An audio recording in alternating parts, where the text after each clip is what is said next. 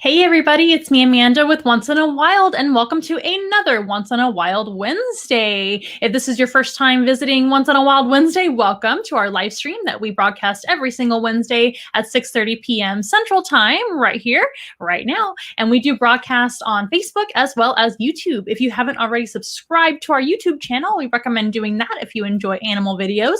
And we also recommend that you follow us on Facebook and Instagram and all of our social media, which can be found at onceinawild.com. Without further ado, let's go ahead and begin.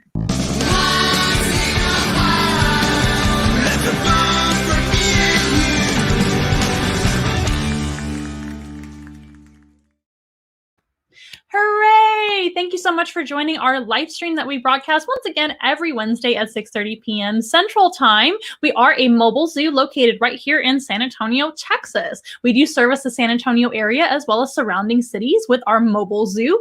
And basically what that means is we bring the zoo to you. We have over 70 individual animals that can travel and that can visit your birthday party, office party, or even a classroom or even a nursing home and things like that. Hopefully that will be happening again. Considering the times at hand. We are being extra careful. Don't worry. We are wearing masks and washing hands quite often and participating in social distancing as we should, and all of you should too. Just saying. And but we are still available for in-person animal encounters. But as you can see, we can also offer virtual animal encounters with this platform.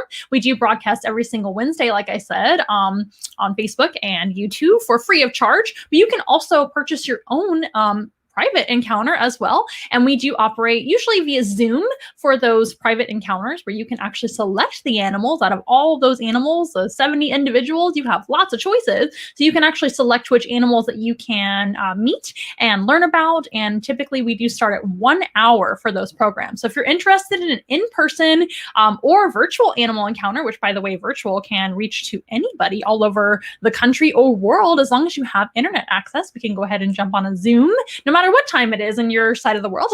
We are more than happy to help you out with one of those animal encounters. So please let me know if you are interested. Our contact information is down below, and all the links to everything you need is always in the description down below on YouTube and Facebook. And speaking of which, we also have links to ways that you can donate to Once in a Wild. We have to feed our animals and take care of them as well as operate our business, of course. So we do appreciate any donations as well as Amazon wish list donations too. And all the links for those options to donate are down below as well. So thank you for joining our live stream. Once again, if this is your first time visiting Once in a Wild, welcome. My name is Amanda. I am the founder and animal specialist here at Once in a Wild. And we typically do bring out 3 animals typically per live stream. So we are going to meet 3 animal individuals today as well. And of course, if you are a friend, family, or follower that has been following us for a while, or you're just a big fan of us, welcome back, of course. And we're happy to see you. Let's see who's chiming in so far. It looks like Ricky's here. Hi, Ricky. Now, just so you guys know, I can highlight your comments and questions. So if you guys have any questions about the animals as we go, feel free to shout out with your questions. No question is a bad question. Don't worry. I will do my very best to address and answer your question. We do keep it family friendly here at Once in a Wild, of course. So just keep that in mind. Hello, Ash. It's nice to see you once again. You're a frequent flyer around here. And Ricardo as well. Hello. As you can see, I can actually highlight the comment down below, which is a lot of fun. And of course, I can go back and answer your questions the old-fashioned way as well if I just don't happen to see each and every one of your questions or comments. But I do appreciate any questions and comments about the animals or just checking in with us or whatever you have to say. I hope everybody has had a good week. It's been a long week here at Once in a Wild. I feel like I haven't done a live stream in a long time.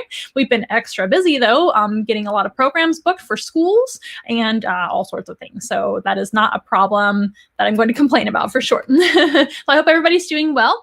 Shout out and let me know how you're doing and who's watching with you. We always love to know which kids are watching with their parents sometimes, because we know typically it's the parents on their Facebook account and the kids are watching with the parents. So I would love to you just say hello and let me know who's out there. So today I thought I would bring out 3 animals to meet you guys as usual. We don't always have 3 animals each and every show, but 3 ends up being a good solid number. It's my favorite number, to be honest with you. Kind of flows really well. And I brought 3 different animal species that are extremely different. They're all fairly smaller animals. We have animals of all sizes. Our largest animal is actually our Flemish giant rabbit. He is 22 pounds. I did not bring him today, but he's on other shows, and he will be back in the future, I promise you.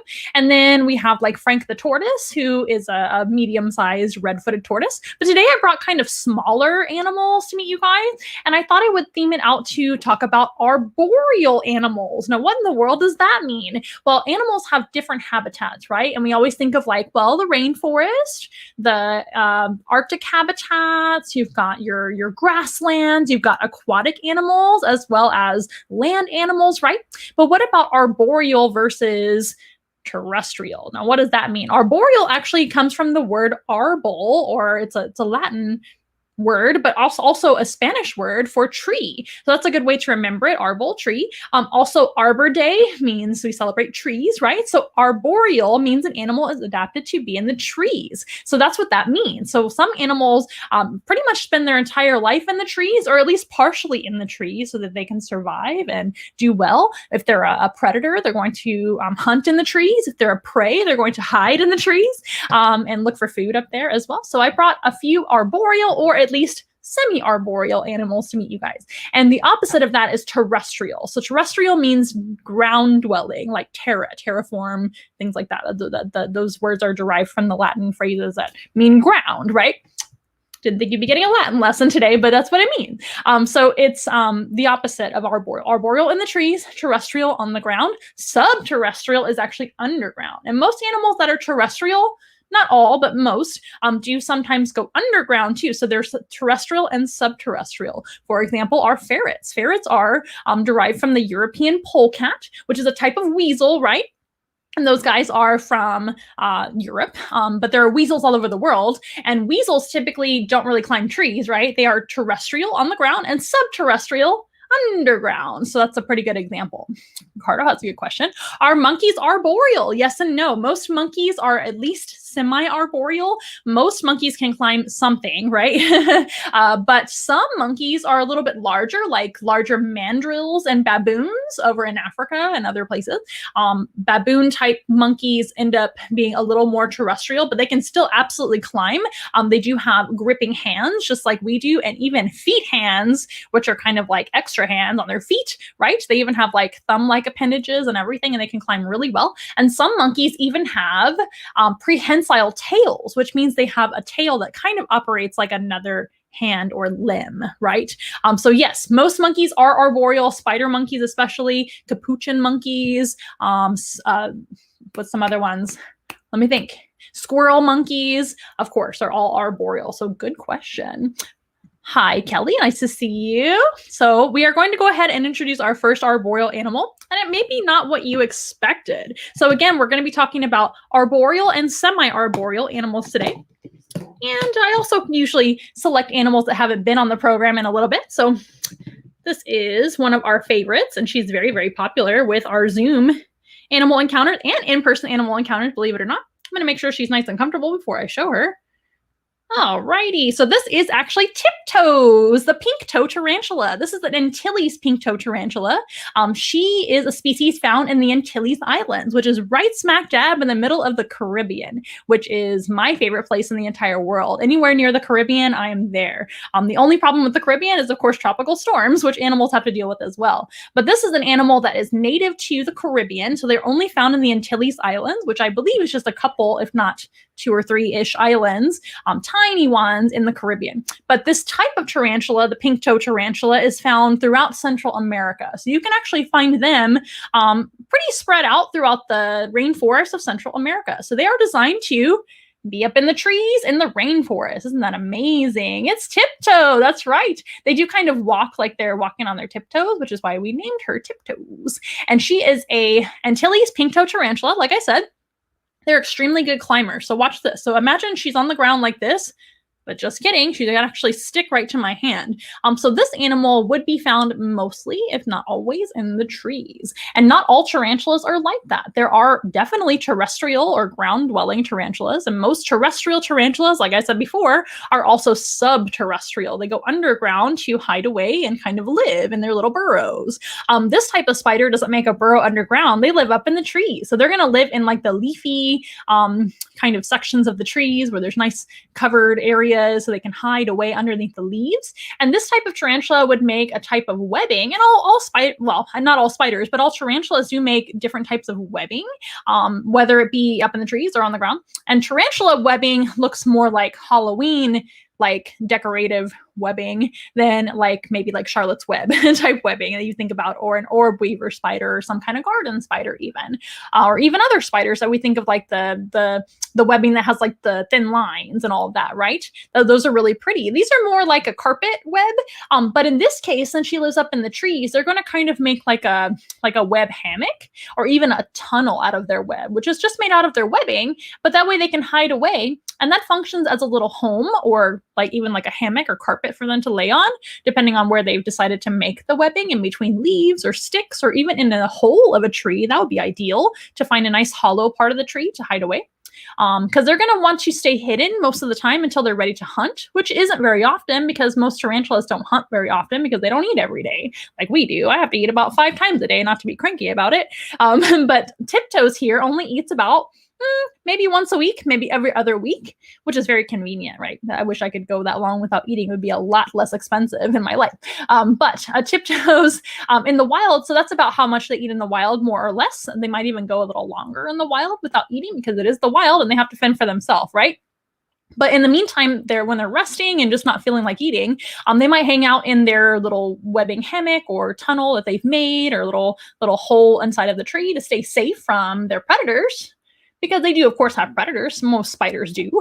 They are going to have to watch out for other invertebrates that might eat them. Other hunting animals, like other spiders sometimes. But even like birds and lizards and all kinds of animals eat invertebrates like spiders, right? So definitely a good idea to hide away. That is a very good survival technique. But then when they want to come out, they might actively hunt, but also their webbing doesn't just function as a home and a hideaway. It's going to function, and maybe some comfort too, right? Who's to say they don't need comfort too? But it also functions as an alarm system or a hunting technique. You've probably heard of most spiders sitting on their web, and then maybe a fly or a moth lands in the web and then creates vibrations. And then of course that spider is going to feel the vibrations and go and attack their prey and eat them, right? No different for most tarantulas as well, including the peak-tone tarantulas. They might be minding their own business, kind of sitting in their little web home, maybe under the cover of a tree hollow or something like that, but with webbing all around them, and maybe webbing like right on the outside of the little home that they've made. And if something comes crawling by the door and it feels like a bug, that's when they might pop out or pop forward and grab that bug with their little arm-like appendages. Did you know that tarantulas don't just have 8 legs? They have 2 arms as well. That goes for, I think, all spiders as well. And I believe all arachnids, now that I think about it. So they have 8 walking legs, as you can see right here on my hand. She's posing beautifully. And she's even got 2 little arms, which are smaller than her legs, right? The arms are called pedipalps, and those pedipalps are what they would reach out and grab their prey. They might even use their 2 front legs as well in conjunction together. And then what they do once they grab a prey, in this species, and most tarantulas as well, goes for this, once they sense it by vibration, they're going to bite. And that is when they use their fangs. So their fangs are actually underneath their body most of the time when they're not using them, which is most of the time. Like I said, they don't eat very often. So the fangs are kind of hinged, and they will swing underneath their body, tucked away, so they're not in the way of anything, and they won't hurt anybody or anything unless they need to use them. They're just kind of out of the way, and they're swung underneath their little chin. And when they're ready to grab a prey, they'll grab the prey, and that's when the fangs come forward to bite. And that's when they will inject their venom. All tarantulas are venomous. That doesn't mean they're deadly to people, and she's certainly not deadly to people. This is not a tarantula that would hurt anybody. Even if she were to bite me, it wouldn't be very severe at all. A very, very mild venom. But it is enough to help liquefy and paralyze her prey. So what they will do is, like I said, grab, bite, inject venom. And then the venom will proceed to paralyze their food, as well as start turning it into a liquid on the inside. Because you see, tarantulas may have fangs, but they don't have any chewing teeth. So they can't chew their food. Instead, they have to drink their food, kind of like a bug smoothie. Yum, yum. I love smoothies, but not necessarily with bugs in them. But that's just the way that tarantulas are made and designed. They can't chew, so they have to have some sort of way to eat. So instead, they have to drink. And so that venom helps them to not only disable their prey so it will stay still, they also are able to then consume it after that. And that is actually known as pre-digestion. So they're going to start digesting the bug even before it is inside of their own body. Isn't that amazing? I think tarantulas and all spiders are incredibly misunderstood and amazing animals for what they are, right? And spiders are extremely important to humans. Oh, I'm so sorry. Did you see my breath kind of make her move forward? That is very common with tarantulas because you see, their main sense is going to be their sense of touch. Like I mentioned before, they're very sensitive to vibrations. Let's not do that again. They're sensitive to vibrations. And so they can feel on that web when it moves. But the reason that they can feel so well is because of all the hairs that they have all over their body. Can you see how hairy she is? I'm going to see if it'll focus even better than it is already. She looks great. Oh, there we go. You can see all of her little hairs all over her body. That is going to give her an amazing sense of touch. A tarantula's sense of touch is their main way that they actually sense the world around them, not by vision, even though they have vision. Their vision is just very, very poor. They don't see anything but shadows, movement, and certainly no color. They do have 8 eyes, which is kind of fascinating. Gives them a little bit of a range around their head there. Head / cephalothorax is what it's really called. It's kind of a head-body combo. They don't really have a true head. But they do have eyes kind of right in the front. Oh my gosh, she's so cute. And so they can see a little, but that is definitely not their best sense by far. It is their sense of touch. And they, as you saw, she's covered in hair. Not an insult. That's just the way that tarantulas are. They're known for being very hairy, and that's important to a tarantula. A tarantula with no hair can't really sense anything around them very well. Isn't that interesting? So that is how they kind of figure out what's going on around them. So when I breathed on her, I didn't mean to scare her, but they're very sensitive to that breath. I'll make sure she's in focus here. Okay, we have a question. Does the hair keep her warm? That is an excellent question. And you would think that it would, but because she is a cold-blooded animal, which way am I going? She's a cold-blooded animal, just like a reptile would be. So these guys don't have their own body heat. So having hair doesn't really function in the same way as a mammal, for example, or feathers for a bird, right? So no, it doesn't really help to keep her warm. This type of animal is only found in the tropics of Central America. So they're just in a warm climate already. It doesn't really get cold there ever, which is why I love it there. It's so beautiful. I don't like cold weather at all. And it's getting cold again here in San Antonio, so I'm not happy. But no, it does not function for body heat, but that is a very good question. But since she doesn't have her own body temperature, being a cold-blooded animal, by the way, the proper term for cold-blooded is ectothermic. That just means they don't have their own body temperature. They have to basically get warm by going into a warm place. Otherwise, they won't get warm. So no, it doesn't thermoregulate them at all. That is a great question. So she would just have to go into a warm area, maybe in the sun a little bit, although tarantulas don't really do that because they're primarily nocturnal. They're going to hang out and be active during the nighttime because it's a lot safer. And that goes for almost every tarantula, not every spider species. Some spiders are diurnal or more crepuscular. Crepuscular means mostly active at dawn and dusk, and diurnal means active in the day, like most humans. But that is a great question. You would think that it would help, but isn't it interesting that they have hair, but it does not function in the same way as our hair, except for to feel vibrations, just like maybe like a cat's whiskers. A cat has whiskers right there on the front of their face, and so do a lot of mammals, right? Foxes, dogs, all kinds of otters, ferrets, they have whiskers. Lots of mammals have them. Some humans, and humans have hair, certainly. So a lot of animals do use hair to feel vibrations, right? But it's very kind of specific to that area. And like for a cat, for example, or maybe let's talk about a ferret. A ferret is a tunneling animal. They tunnel underground and they go into small spaces. So those whiskers are going to give them an idea of how small of a space they might be able to fit in. And that goes for cats too. So that's going to help them feel those vibrations.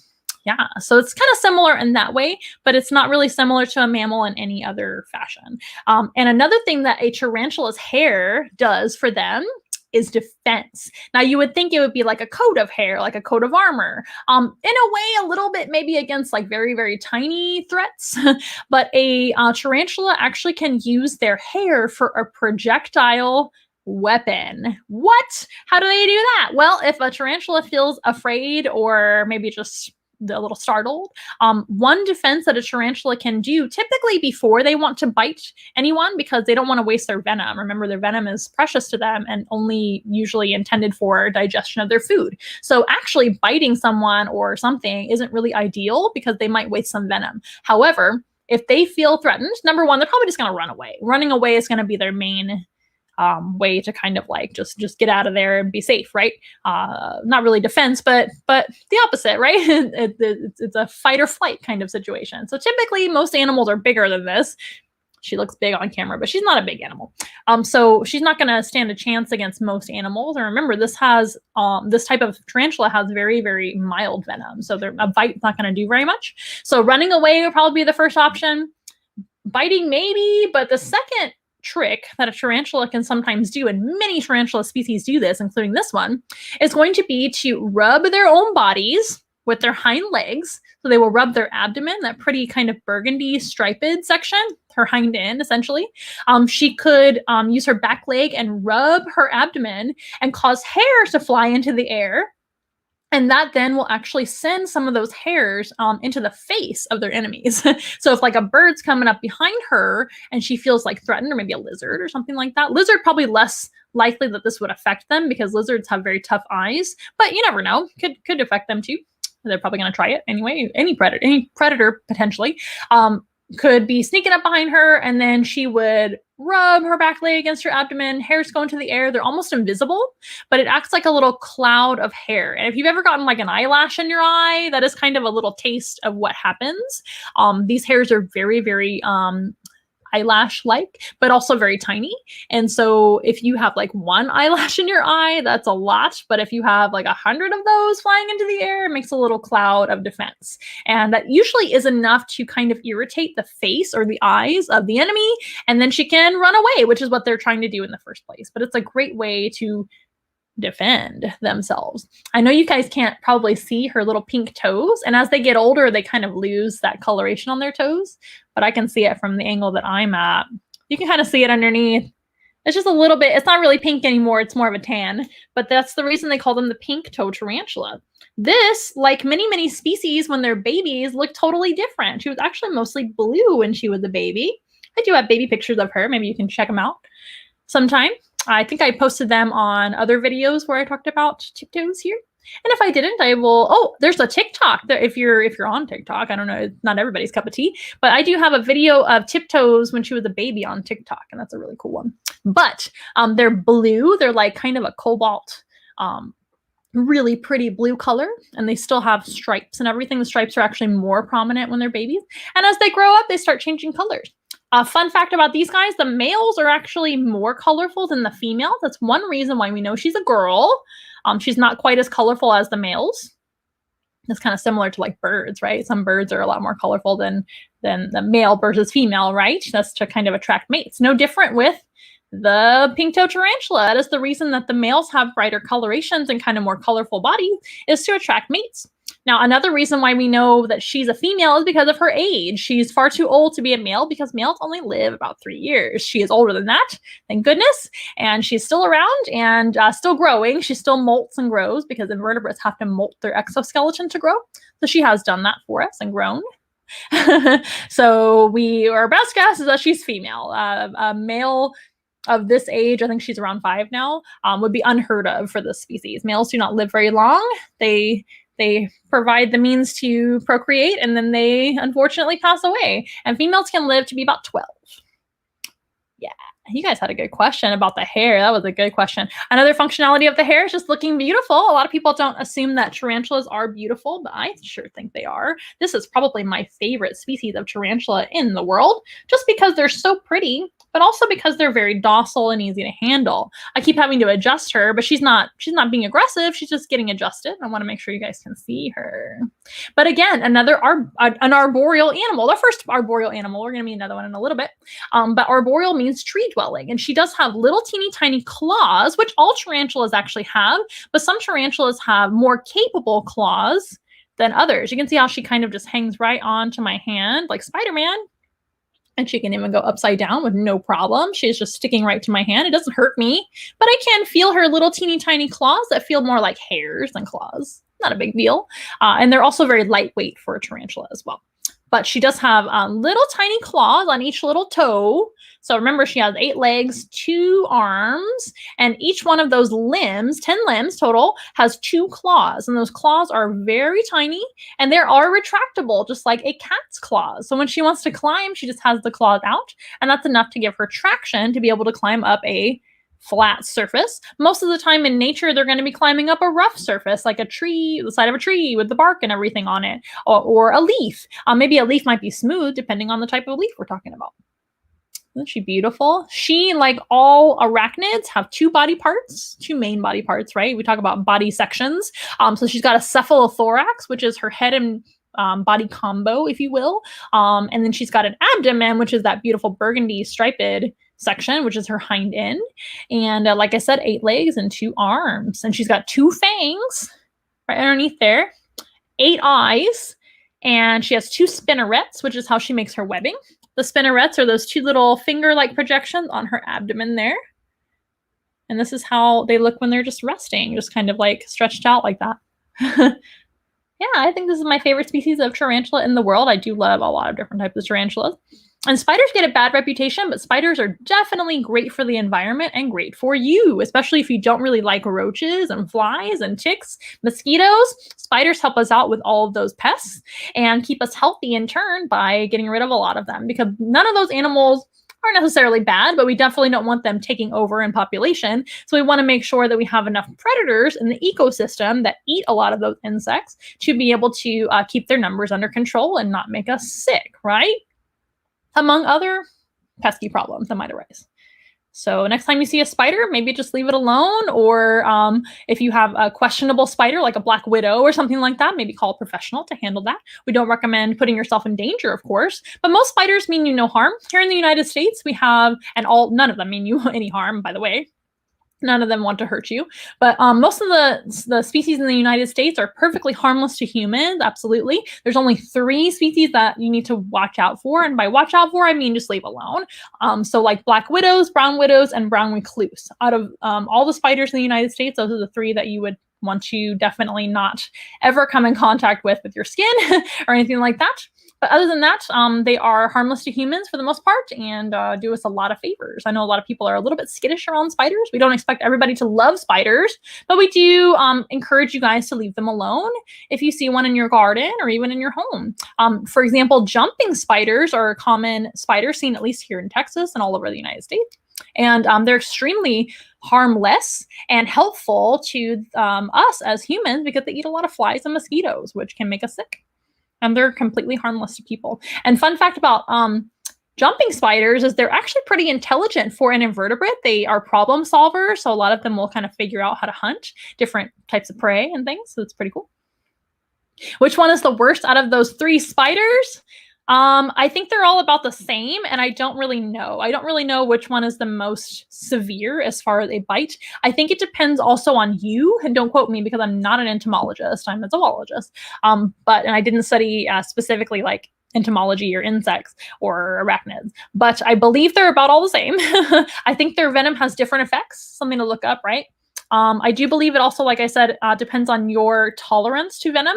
I do know that all 3 of those, the brown and black widows and the brown recluse, are pretty severe to humans, of course. I've never been bitten by any of those 3. But if you are ever bitten by a questionable spider and you don't know what you were bitten by, go straight to the ER or the doctor. Luckily, we do have antivenoms for all 3 of those species. So nobody has actually passed away in many, many, many, many years that we know of due to any of those spider bites because of antivenom in place in hospitals. So you should be just fine.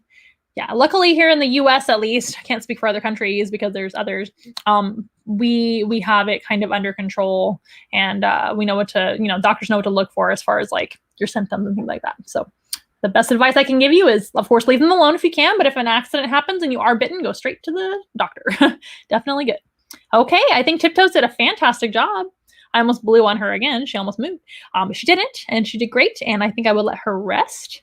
And I think she's just gorgeous. She, by the way, is very popular for Zooms. A lot of classes and things like that request a tarantula. And she's my favorite to show because she'll just sit here right on my hand. It's very easy. I don't have to worry about dropping her. Tarantulas are actually pretty fragile in general, but this type of tarantula is designed for climbing and kind of jumping, so definitely not as fragile as some others. Very easy and just beautiful. But she's also very popular for in-person animal encounters, and we can actually bring her to you in person if you happen to live in our area, and you can possibly even hold Tiptoes. She's a very gentle tarantula if you're up for it. If you want to conquer your fears of spiders or anything like that, we have a lot of people do that with her, so she's very, very popular that way. She does a great job as an animal ambassador. Okay, I'm going to let her rest down below, and we're going to proceed to our next actually semi-arboreal animal. Remember, we're talking about arboreal animals today, which are tree-dwelling animals. And the pink-toe tarantula that we just met, Tiptoes, she is definitely an arboreal species, specifically designed to live right there in the treetops. And she even would make her little web home either in a hollow tree cavity or somewhere in the trees in general. But this animal, coming up next, may have a hollow tree cavity home as well, but certainly doesn't really make their own home out of anything. That's going to be a semi-arboreal animal as well. So this type of animal you might see on the ground or up in the trees if you happen to live where this animal comes from. This is not a North American animal, and this is not a Central American animal. This is an animal all the way from Asia, one of our few Asian type animals. And it's Long. Long is a Chinese beauty snake. Isn't he just gorgeous? As you can see, they're very, very capable of climbing a little bit. You've probably seen other rat snakes like this climbing trees. This is in the rat snake family, Chinese beauty snakes, as well as other beauty snakes that come from Asia and other countries like that. Or Asia is not a country, Amanda, it's a continent. Continents like Asia and countries in Asia, that is where a lot of your kind of beauty snakes, as they call them, come from. And he's no different. This is a Chinese beauty snake. He is mostly yellow with some beautiful markings and a beautiful kind of striped tail. I'll try to show that for you. He is very wiggly, so I do apologize. They're a very active type snake. You can see the striped tail right here. Isn't that gorgeous? I just love them for their varied pattern, and they're smooth as glass scales. He might even look slimy on camera, but I promise you he is not. Snakes are not slimy. They get a bad reputation for being slimy, but they're not. Only amphibians and fish and some other animals are slimy, but reptiles are not slimy. They don't have any slime on their skin. They are very dry, but he is extremely smooth and beautiful and shiny. That's where they get their reputation for being slimy sometimes. But this is an animal that you might see up in the treetops in China, and these type of animals will live actually up in the mountainous regions of China, so in kind of higher altitudes and things like that. There's this beautiful face. He's so cute. Oop, right in my face. Don't worry, he's harmless. So these guys might live up in the treetops in the what they call, I believe it's called cloud forest, in the high altitudes of the mountains of China. I know they call it cloud forest in places like New Guinea, but it's up in kind of the cooler regions of China in the forest. And this is kind of a snake that prefers cooler weather over hot weather, which is kind of counterintuitive. If you think about snakes, of course, they are cold-blooded, just like the spider was too. They don't have their own body temperature. Now, of course, even being in a higher altitude area, you're still going to have sunlight. So if he were to get a little bit, too cold, he might be able to just go bask in the sun from time to time. But overall, their temperatures are on the cooler side in comparison to other areas of China, up in the high altitudes. Isn't he just gorgeous? I know he moves around a lot, but he is just one of my favorites. He's absolutely beautiful. So the Chinese beauty snake and other beauty snakes, like I said, they're in the rat snake family. And that means that they are rodent hunters, and they also eat animals like birds, as well as eating eggs. And they might even eat frogs and lizards and all kinds of things. So they can eat a variety of foods, but the rat snake kind of collection or family, if you will, is primarily known for eating rodents. And this snake is no different. They definitely can eat smaller rodents, but they're not picky eaters by any means. But you can see how they climb. Now you can definitely see how amazing they are at climbing when they want to, and that's usually. These animals would live in the bushes or trees, like I said, in China. But they might occasionally come down to the ground as well, maybe to get a drink of water, of course. Although they could probably drink water kind of pooling up in the leaves of the trees if they wanted to and not have to kind of go anywhere, which is nice. But they're very active snakes, so they might be found in different types of areas in that kind of region where they live, right? Aren't they beautiful? They do have, like all snakes, a forked tongue.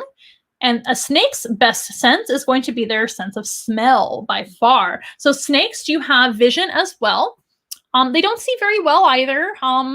This type of snake might see a little bit better than other snakes. They are always kind of looking around, but to our knowledge, they don't have the best vision. They don't see very sharply. Sharply, is that a word? They don't see very sharply, and they don't really see color. They see shadows, movement, a little bit of, this and that, but their sense of smell is incredible. And actually, they don't smell with their nose.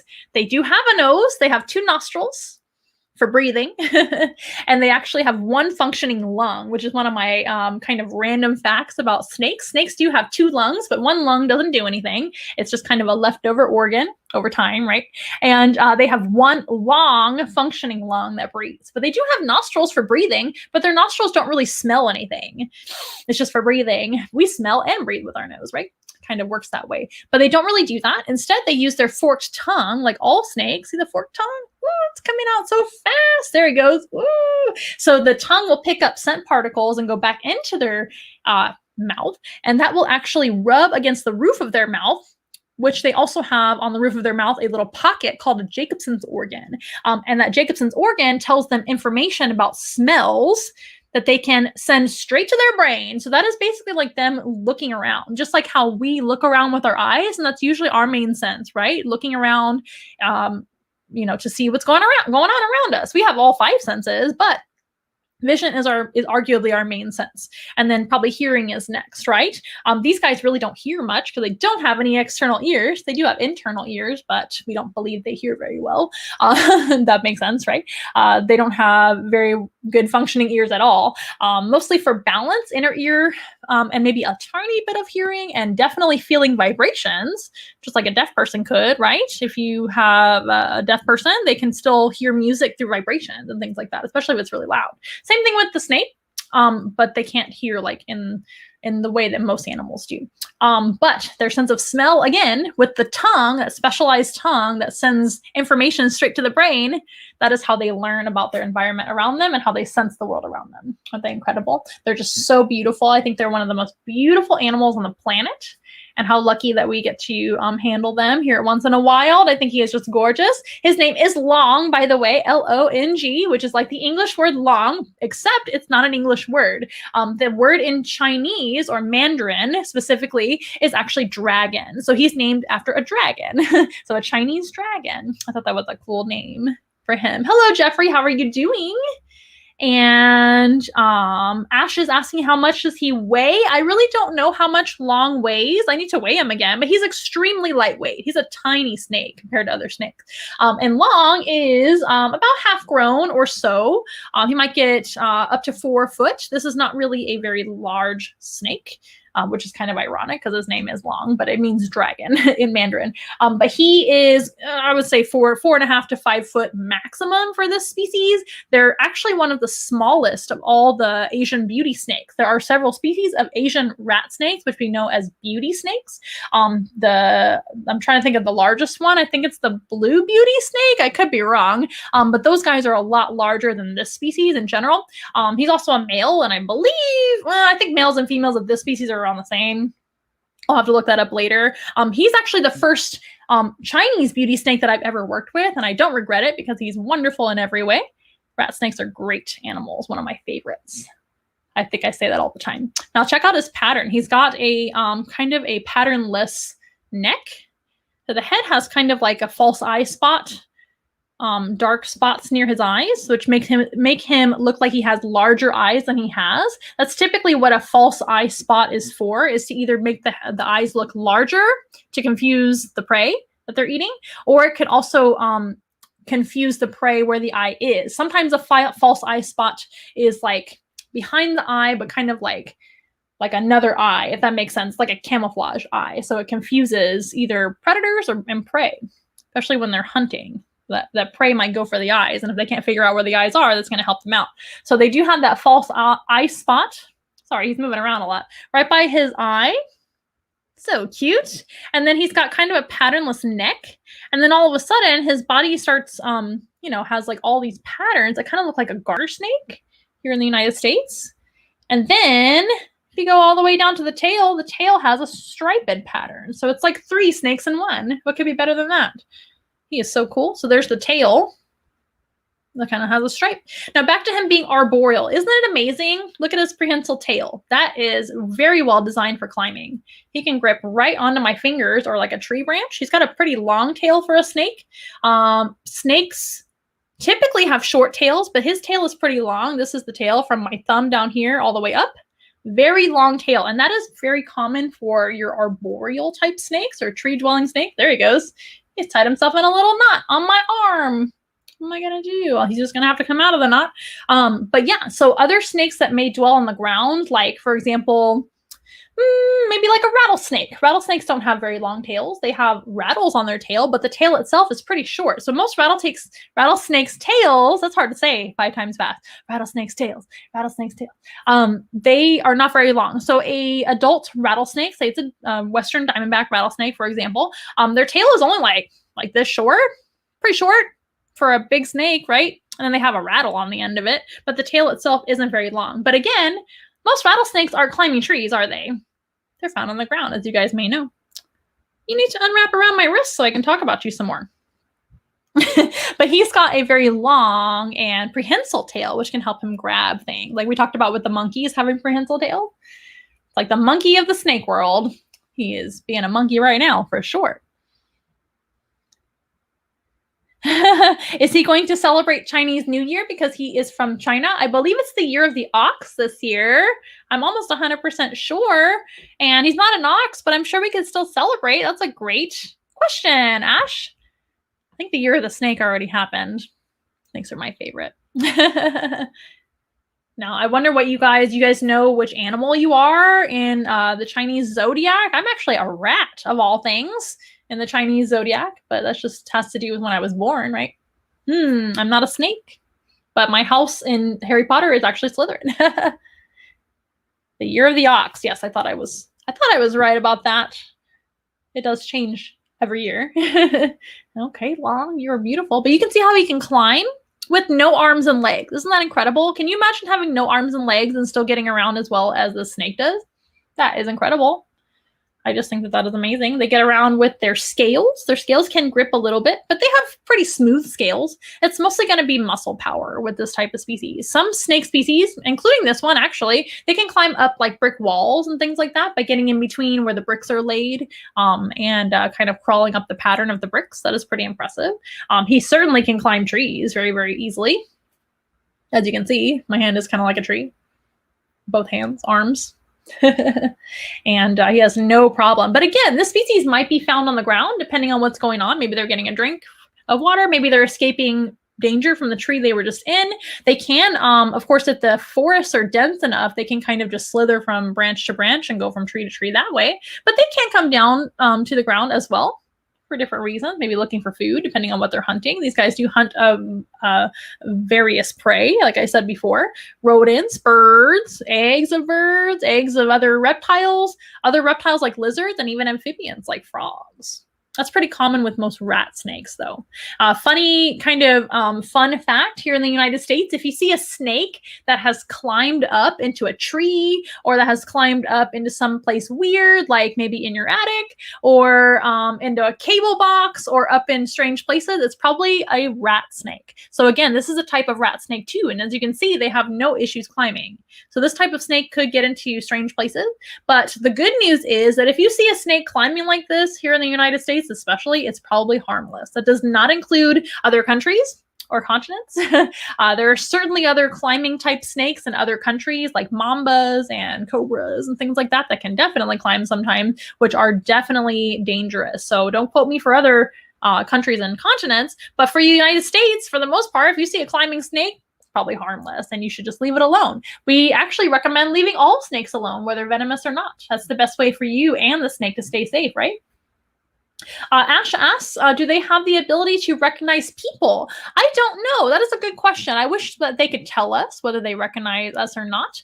I don't believe snakes particularly mind or care who holds them as long as you're being gentle with them. But certainly most, if not all snakes, honestly, can get used to being around people, even if they are the dangerous type of snake. I've seen lots of those guys in zoos and handled them myself and worked with them.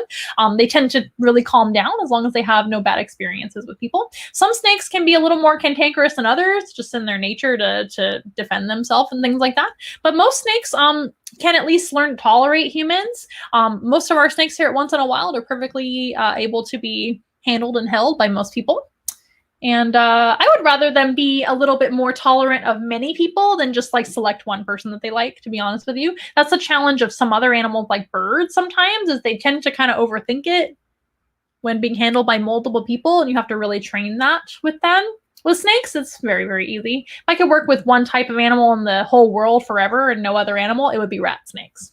They're my favorite. Some rat snakes may not be as nice as this, but I think they're so interesting. And snakes are very easy to handle, in my opinion, in general, and also easy to take care of because they don't eat every day.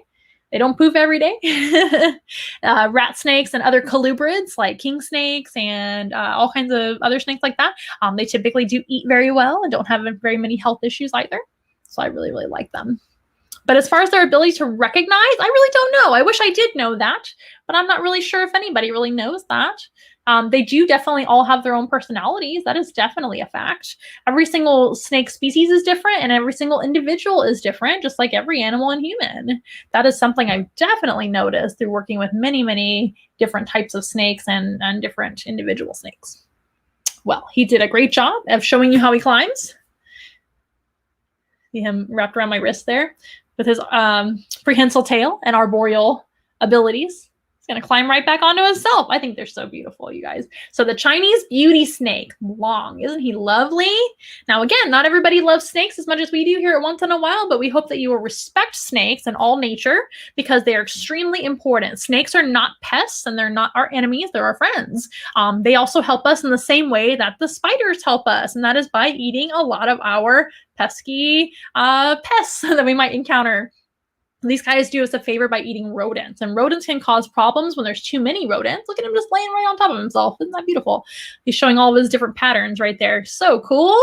But these guys do eat rodents, and that's snakes in general, right? They're predators of rodents and other animals that, when becoming overpopulated, can definitely cause us lots of issues like disease and even overconsumption of our food, eating too much of our products and food, and just causing lots of havoc if there are too many of them. Every animal, once again, has their own place in nature and in the food chain, and we need lots of predators in the environment to keep prey in check.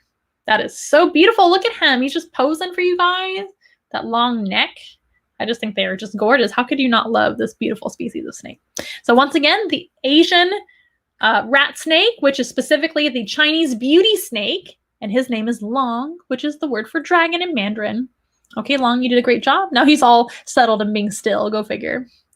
We love snakes here at Once in a Wild. We actually have several snakes to choose from. If you guys want to ever have your own Zoom animal encounter, we can talk all about snakes if you want to, and it would take up an entire hour or more. I promise you that. I can talk about snakes forever. I'm just going to get him contained here. All of our animals hang out in their travel enclosures for these programs, and then they're going to go back to their regular homes afterwards. So that's where I have to kind of put them away in between each animal. And I'm going to make sure my camera's still functioning. And we are good to go for our final animal species. Once again, if you're just joining us, my name is Amanda. If this is your first time viewing our live stream, we do broadcast every single Wednesday at 6:30 p.m. Central Time. I know you guys have different time zones all over the place, all over the country, and all over the world, but it is 6:30 p.m. Central. And we are located right here in San Antonio, Texas. All of our links for donation options are down below in the description. You can tip us via Venmo, Cash App, and PayPal, as well as donating items from our Amazon wish list, which is found at onceinawild.com. And it's also in the description down below. If you want more information about your own private animal encounter via Zoom or in person if you happen to be in our area, which is San Antonio, Texas. Please give us a call. Our number's down below, and visit our website, onceinawild.com. Now, keep in mind, onceinawild.com doesn't have every single animal species that Once in a Wild provides. So the best way to find out which animals are currently available is by giving me a text, a call, or an email. You can contact us that way at onceinawild.com to get our email, and we can set you up with the current animal list that we have, because it changes sometimes. Because animals, basically when you have your own zoo, things change all the time. We're always evolving. We're always changing, and that's a good thing, right? So to keep up with our latest information, visit onceinawild.com and visit our social media. And just give me a call or a text. Alrighty, guys, I am going to go ahead and introduce our final animal species, and it is another arboreal type animal, and it's another reptile today, actually. We'll give him a little time to be comfortable coming out. This is kind of a more shy species, and it's actually one of my very favorite species of lizard. This is Samuel, and he is a Jackson's chameleon. See if he can grab onto my finger a little bit better. I want to make sure he's comfortable too, right? Come here, Samuel. Now, you may have seen Samuel on other programs here at Once in a Wild, but he was actually featured on The Wild Side with Clay, which is another really fun YouTube channel featuring animals. And some of our animals have already been featured on The Wild Side with Clay. But he was one of the animals that was on there not too long ago. This is Samuel, like I said. It's not him shaking, it's me, because I'm weak from holding the animals up for so long. And he is a Xantholophus Jackson's chameleon. This species is actually found in the mountains as well, but in another continent, not in Asia anymore. We're over here in Africa now. So this is an African species. The Jackson's chameleon is. All Jackson's chameleons live in Africa, but this specific type, the Xantholophus, also known as the yellow-crested Jackson's chameleon, sometimes they have yellow on their little crest right behind their eyes. He's still growing up, so maybe he will get more yellow as he grows. And of course, you guys know that chameleons change color. He's getting a little darker right now as we speak. I'm going to turn this light off so you can see him a little bit better, I think. But yes, this is an animal that is found only in Kenya for this specific type of Jackson's chameleon. Also, Jackson's chameleons of this nature, the Xantholophus or yellow-crested, are famous for being very dimorphic. Now, what does that mean? And when I mean dimorphic, I mean that male and female look different from each other. So males, like Samuel here, have horns on the front of their head, kind of like a triceratops, right? He's got 3 beautiful horns on the front of his little head there. And trying to make sure he's in focus. There we go. And females do not have horns on the front of their head. In fact, we do have a female Jackson's chameleon of the same type, and she does not have any horns. So that is a very, very different feature, right? So dimorphism is when males and females look different, and the Xantholophus Jackson chameleon is dimorphic indeed. Both male and female are green, just like this, and both male and female can turn either blotched like this with a pattern, or they can be completely lime green with no pattern. And Jeffrey says, I like his kung fu pose. Me too. They kind of like have the little hands up like in a kung fu nature. So cute. Chameleons are my favorite of all lizards. So there are many, many different species of lizards in the world, right? We have monitor lizards, geckos, tegus, so many different varieties. Chameleons by far are my favorite. I'm even wearing a chameleon shirt today, and I have chameleon earrings on, so that tells you a little bit about me. And the Jackson's chameleons are my favorite of all the chameleons, so I think they're my favorite lizards. And yes, they're just gorgeous. Chameleons in general have many very unique features that only exist on the chameleon. The number one is going to be those gorgeous eyes. So their eyes are big and buggy, and they have sheath over most of their eye, but they can actually move their eyes in 2 different directions at once. So one eye can be looking wherever it's looking, and the other eye can be looking in different directions at the same time. So they have independently moving eyeballs with 2 different fields of vision inside of their brain. So their brain is literally basically like 2 different computer screens or TV screens to be able to see 2 different fields of vision. And they can move each one independently of one another. Isn't that amazing? So I can't even imagine what that would look like. I can hardly function with 1 field of vision, let alone 2 to keep track of all the time. Their vision is their main sense by far. We talked about 2 other animals already where vision was not their main sense. The tarantula was a sense of touch, And the snake, of course, is a sense of smell via the tongue, not the nose. But these guys' vision is what they basically need to survive and figure out what's going on around them. So the vision is excellent. It is very sharp. It is full color. In fact, they probably see more colors than we do. They are very color based, and they actually communicate with changing their patterns and colors on their body. So that tells you a lot about how vision is very, very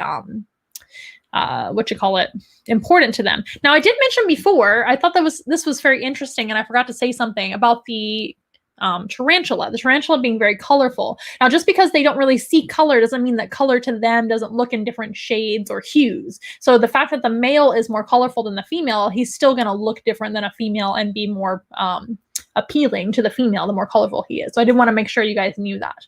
But tarantulas do not see color.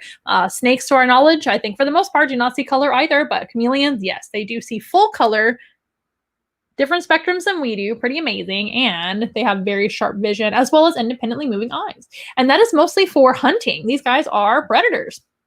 Every single animal that we met today is a predator, and every single animal can climb trees and is at least semi-arboreal. This is a fully arboreal animal. I'm going to change his position so that he can be more comfortable, and then I can be more comfortable. Sorry, you guys, it takes a moment sometimes.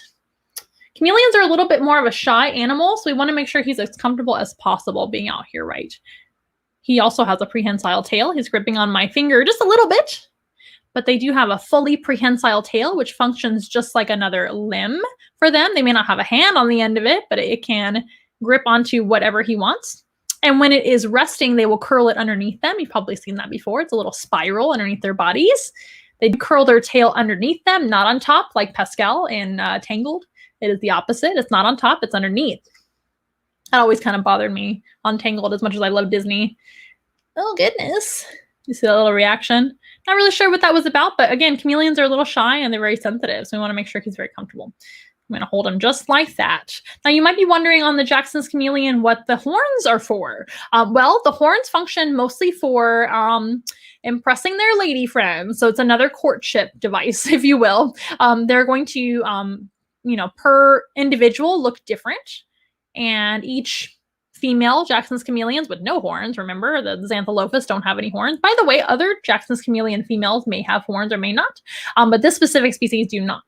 So to each individual female, long straight horns might look really cool. Jackson chameleon individuals, you have different looking horns. We had one time that had shorter horns than this guy.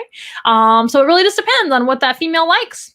Kind of like when a ram has curly horns or a deer has beautiful antlers. The prettier the antlers to her, the more likely she is to select him for a mate, etc. And also, these guys can actually spar with their horns. And that means that they don't really fight, but they might kind of push each other around, male and male, to kind of impress their lady friends as well. So if the ladies see them kind of pushing each other around with their horns, that's also going to be a little more attractive to her, if that makes sense. So it's going to be kind of like a little show for the females, looking really handsome, just the way he is, for the lady friends, and also maybe pushing each other around.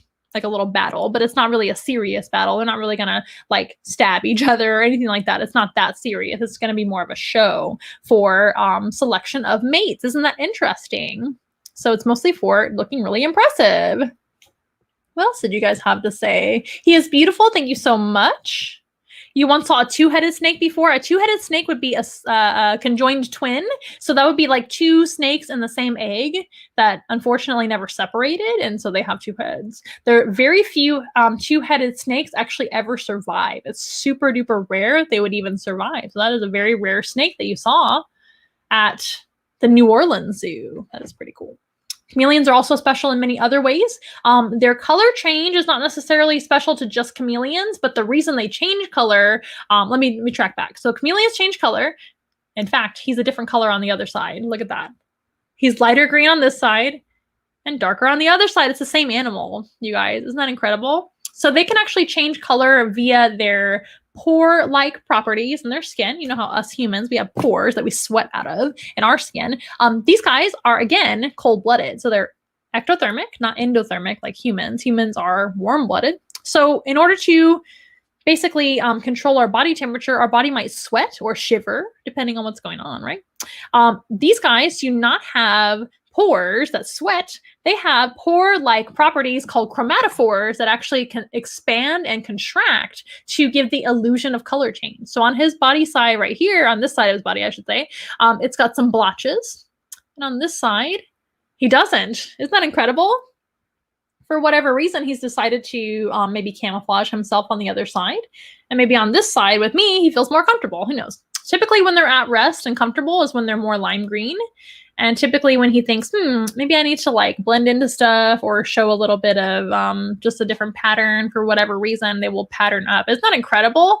Pattern on one side, same animal, less pattern. And he's starting to develop more pattern already. But how they change colors is through those little tiny basically holes in their skin that are kind of like pores, and they expand and contract to give the illusion of color change. They also have iridophores, which most chameleons that have iridophores are like your panther chameleon. Those guys show a lot of color underneath their chromatophores.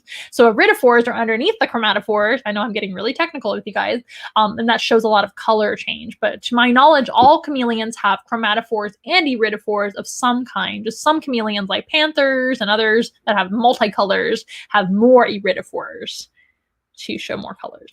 But the reason they change color is mostly for mood. They're kind of like a living mood ring. They're going to show their mood and how they're feeling right on their skin, right on their sleeve, if you will. And they're also going to use a little bit for camouflage. It's not all for camouflage, and it's certainly not going to be able to blend into anything. Chameleons just don't do that. They don't just blend into like the blondish color of my hair. He's not going to blend into the purple by turning purple. It does not happen. It's a myth. But he could have a pattern on him. See how he has a pattern? Like most animals have patterns for camouflage.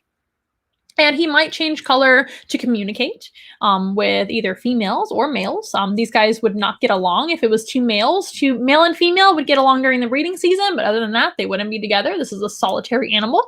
But if they were to be in their own little territory up in the trees of Kenya, in the mountains up there in the cloud forest, they would, if they do see another chameleon, they might start changing colors, saying, hey, stay away from me. Or if it's a potential mate, it might be different colors and patterns. That's all up to them. And it depends on, what they're saying. And we don't speak their language, but we know they do communicate with their colors and patterns.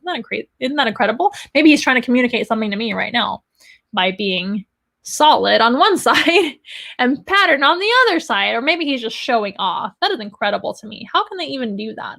Now, I do kind of think like, maybe because they do have the independent vision on each eye, maybe they have independent skin as well. He is so neat. Another unique feature about, and I meant to say this. I do want to say this before I proceed to the next fact. Chameleons aren't unique in just being able to color change. A lot of lizards can color change, but chameleons are probably the most demonstrative or amazing at it as far as color change, because they are so visual. Chameleons, like snakes, do not have ears on the outside of their heads, so they really don't hear well. That makes sense, right? Vision is going to be their main way to communicate and sense the world around them. So they're extremely visual, and that is most of the reason why they change color and pattern more so than other lizards. But other lizards like bearded dragons, iguanas, etc., those guys can also change color. Not every lizard can. For example, tegus don't really change color, and some geckos like leopard geckos don't really change color unless they're in shed or something like that. But that's not the same thing, right? But a lot of lizards do change color, either to maybe darken up to absorb more sun. And these guys do that as well. He might darken up if he feels a little cold. This species, again, just like Long, the Chinese beauty snake, is another cooler weather animal, so they don't really have to worry about that very much. But if he were feeling a little bit stressed or cold, he might turn darker. And if he's feeling too hot, he might turn very, very light. I don't think that's what's going on right now. I think this is a communication that he's trying to give me or himself. In the screen here, I do have, of course, my computer in front of me with an image of a Jackson's chameleon, which is him. So perhaps he's seeing his own self and changing the pattern that he is to communicate to that other male that he's seeing that's really him in like a mirror, right? Maybe it's that. And he's just trying to, be passive about it. Because these guys really aren't aggressive with one another. It's always a good idea to keep them by themselves because they are a strictly solitary type creature. All chameleons are like that. They don't prefer any company whatsoever. And they really don't even like human company. They just tolerate it sometimes every now and then. They're nervous animals by nature. So we're very gentle with them. And we want to make sure that we're not over handling them.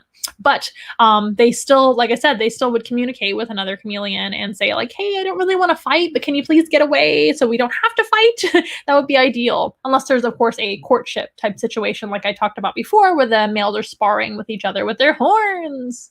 I just think they're amazing animals. What is your favorite thing about chameleons? I just love them in every way, shape, and form. The only thing I don't like about chameleons is their short life expectancy. These guys don't live very long. Usually about 7 is their maximum age, maybe 8. I'm sure there's some record breakers out there that have lived longer. But these guys, in general, chameleons all around, don't live very long, especially females. Most female chameleon species, of different species, what I meant to say. Most female chameleons in general live far shorter life expectancies than males. Kind of the opposite of the tarantula, right? Where the males live shorter. But the reason for that is mostly due to breeding. So when they are being bred, they have to lay eggs, and that's a lot of work on their bodies. But one cool thing about Jackson's chameleon is they do not lay eggs. That's right. They don't even lay eggs. How special is that? So these guys would give live birth. They are ovoviviparous, which is a very, very fancy word. But that essentially means that mom would have eggs inside of her own body, but then they would hang on to them a little bit longer, and the eggs are softer than other eggs. And the eggs actually would hatch inside of the mother and then proceed to be born just like other animals are born, with no egg shell. So they would come out in a little like sack, but the animal would immediately break out of the sack and be a little miniature of the adult and proceed to be on its own right away, as most lizards are. But they don't have to worry about burying their eggs like most chameleons do. So it's a little bit of a safer process. And because of that, the females of Jackson's chameleons live about the same length of time as males, because they don't have to worry about making eggs unless you're breeding them, and they have babies anyway, right? But some animals that lay eggs, and even if you don't breed them, they will still make eggs just like chickens do, right? Same thing with chameleons and other lizards. And then they can have egg issues like what we call egg binding, or just laying eggs in general. It's a lot of work on their little bodies. They're not a very big animal.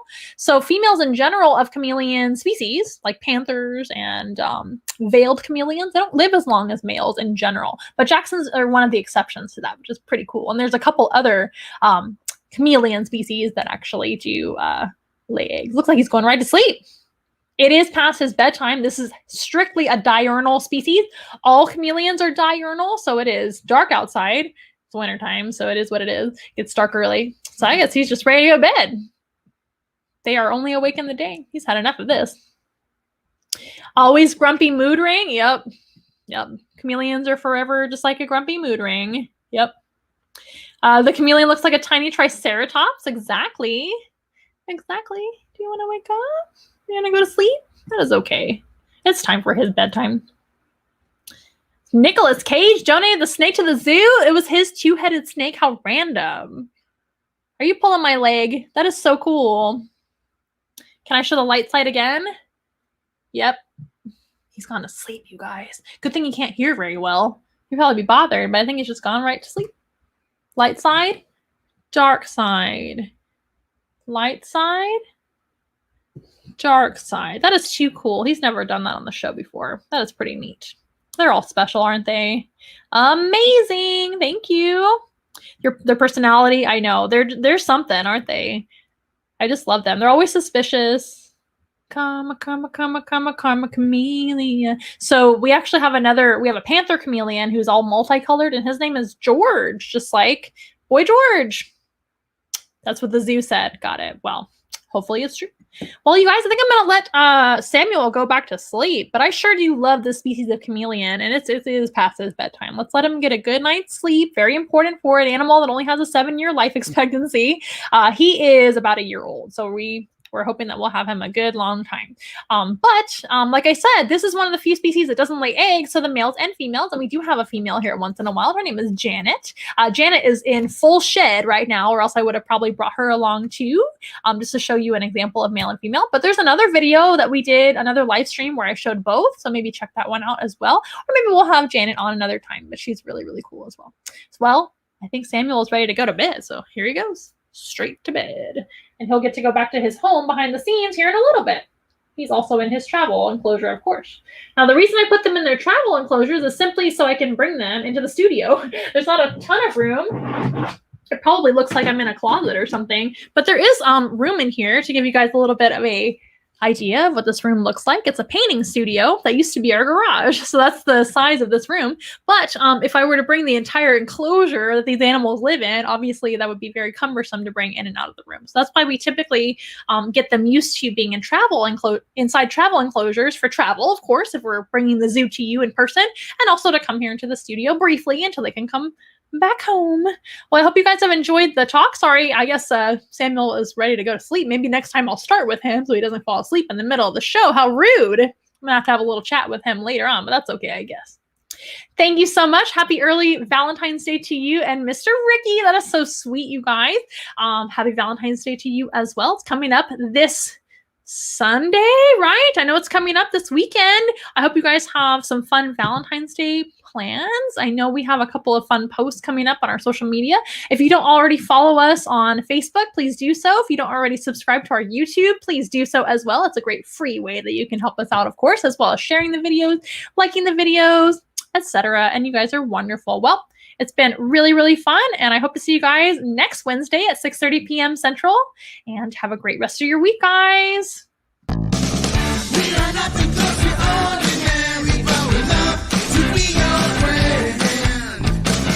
Hold our hands and let's have fun together, singing as loud as you can. Everybody singing once in a while, together. Once in a while, I wanna hear you say once in a while. And that's the fun for me and you.